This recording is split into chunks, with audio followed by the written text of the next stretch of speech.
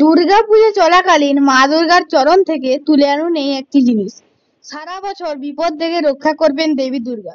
বাস্তু দোষ, রোগ, দারিদ্রতা, যা কিছু খারাপ জিনিস আছে আপনার জীবনে, সব কিছু দূর হবে। মা দুর্গার কৃপায় আপনার বাড়িতে অর্থের কখনো অভাব হবে না। নমস্কার বন্ধুরা, আমি শ্রিয়ম চলে এলাম আপনাদের সামনে আরো একটি বিশেষ পর্ব নিয়ে। বন্ধুরা, দুর্গাপুজো দোরগোড়ায় আগামী বুধবার থেকে শুরু হয়ে যাবে দেবী দুর্গার শারদীয় দুর্গোৎসব, অর্থাৎ আমরা যাকে দুর্গাপূজা বলে থাকি। দুর্গাপূজা হিন্দুদের একটি অত্যন্ত বড় উৎসব। কিন্তু বন্ধুরা, আমরা যদি এই একটি জিনিস মা দুর্গার চরণ থেকে দশমীর দিন আপনার বাড়িতে নিয়ে আসতে পারেন, তাহলে এটি অত্যন্ত শুভ বলে মনে করা হয়। বন্ধুরা, ভিডিওটি শুরু করার আগে সকল দর্শক বন্ধুদের অনুরোধ করব, বন্ধুরা আপনারা এই ভিডিওটি সম্পূর্ণ দেখবেন এবং নতুন বন্ধুরা যারা আছেন এখনো আমাদের চ্যানেলটি সাবস্ক্রাইব করেননি, তারা অবশ্যই চ্যানেলটি সাবস্ক্রাইব করে দেবেন এবং ভিডিওটি ভালো লাগলে লাইক এবং শেয়ার করে দেবেন। ভক্তি, ভালোবাসা, শ্রদ্ধার সাথে অবশ্যই জয় মা দুর্গা লিখে যাবেন। আশা করতে পারি ঈশ্বরের আশীর্বাদ আপনারা প্রত্যেকেই ভালো আছেন এবং সুস্থ আছেন। চলুন তাহলে ভিডিওটি শুরু করা যাক। বন্ধুরা, হিন্দু ধর্মের একটি অত্যন্ত বড় উৎসব হলো এই দুর্গাপূজা। মূলত 5 দিন ধরে এই দুর্গোৎসব চলে। তবে এবছর 2024 সালে দেবী দুর্গার পূজায় কিছু তিথির উপর তিথি পড়েছে। সেই মতো এই বছর দুর্গাপূজা পালিত হবে মাত্র 4 দিন। অর্থাৎ যেহেতু আমরা জেনে থাকি ষষ্ঠী, সপ্তমী, অষ্টমী এবং নবমী এবং দশমী অর্থাৎ 5 দিন, সেহেতু এই বছর দুর্গাপুজো পালিত হবে ষষ্ঠী, মহাসপ্তমী, মহা অষ্টমী এবং মহানবমী একই দিনে পড়েছে এবং মহাদশমী অর্থাৎ 4 দিন। তবে বন্ধুরা, আমরা যদি এই একটি জিনিস মা দুর্গার চরণ থেকে দশমীর দিন আনতে পারি, তা অত্যন্ত ভালো বলে মনে করা হয়। বন্ধুরা, এই কাজটি আপনাদের করতে হবে আগামী বিজয়া দশমীর দিন। এই দিন কিছু নিয়ম বিধি পূর্বক এই কাজটি করবেন। বন্ধুরা প্রথমত ভোরবেলা ব্রহ্ম মুহূর্তে ঘুম থেকে উঠে স্নান করে নেবেন এবং নিকটবর্তী পূজা মন্দিরে গিয়ে এই কাজটি করবেন। বন্ধুরা, এই বছর দশমী পূজা শেষ করতে হবে সকাল 7টার মধ্যে। সেই মতো এর আগেই আপনারা এই কাজটি করে ফেলবেন। তবে দশমী ছাড়ার পরে এই কাজটি করলেও চলবে। বন্ধুরা, অনেক ক্ষেত্রে দেখা যায় দেবী দুর্গার পূজার পর প্রচুর পরিমাণে যে ফুল, সেগুলি কিন্তু স্তূপ আকারে মন্দিরের যে কোনো আকারে পড়ে থাকে কিংবা কোনো বিশেষ স্থানে পড়ে থাকে।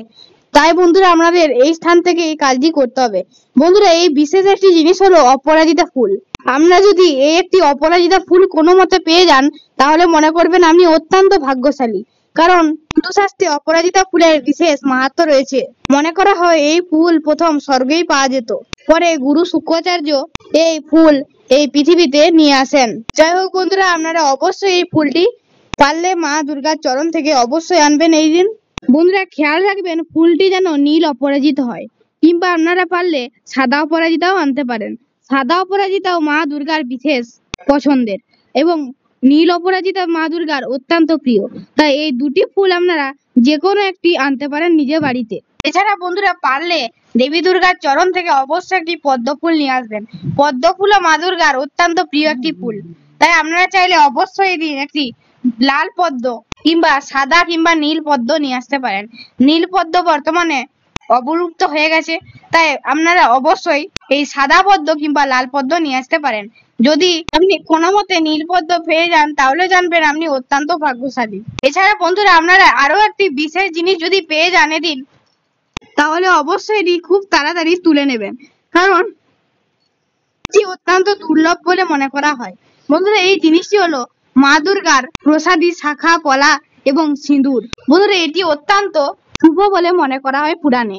এটি যদি আপনারা দুর্গাপুজোর মহাদশমীর দিন বাড়িতে আনতে পারেন এবং সেটি যদি বাড়ির দক্ষিণ দিকে রাখতে পারেন, তা অত্যন্ত শুভ বলে বিবেচিত হয়। বন্ধুরা, আপনারা অবশ্যই এই বিজয়া দশমীর দিন ভোরবেলা অবশ্যই দেবী দুর্গার বিসর্জনের পর এই 3টি জিনিস অবশ্যই নিজের বাড়িতে আনবেন। বন্ধুরা, পারলে এই 3টি জিনিস এনে বাড়ির দক্ষিণ পূর্ব দিকে রাখবেন। পারলে এটিকে লাল কিংবা হলুদ কাপড়ে বেঁধে আপনার বাড়ির দরজা কিংবা সদর দরজার সামনে টাঙিয়ে রাখবেন। কারণ বন্ধুরা, বাড়ির সদর দরজা হলো নেগেটিভ এবং পজিটিভ শক্তির প্রবেশের মূল দরজা।